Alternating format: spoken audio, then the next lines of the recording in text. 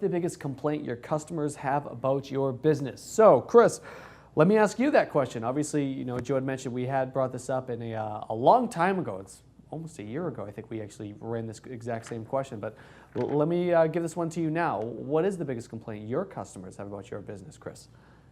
Boy, I got to tell you, there's a mix. One of the complaints I get a lot, probably the biggest one, is why haven't I made transcriptions available or anything else to help the hearing impaired when it comes to all of my video products? So that's something I'm still looking at. But I mean, there is no real simple service to get that done.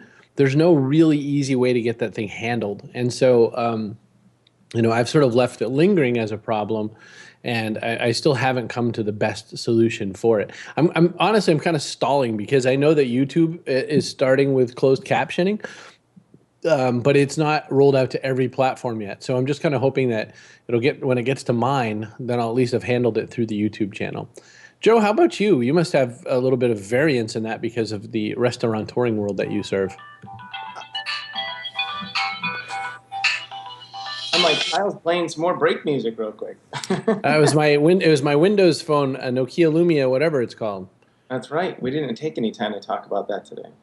Nah. Next week, for sure. You know, in thinking about what my customer's biggest complaint is, for two of the restaurants that we see a lot of customers, it has to do with size and the inability for us to seat them as quickly as they might like to, which is a good problem to have, but also one that's, you know, our size is limiting how much capacity we have, so there's not much I can do about it. But what also dawned on me at the same time when I was getting ready to answer the question was, I think you find out about the complaints your customers have by how you solicit the feedback, right? I mean, you get constructive complaints largely if you're active in asking for the feedback and genuinely want the feedback, and largely you end up with negative complaints if you're just sort of waiting.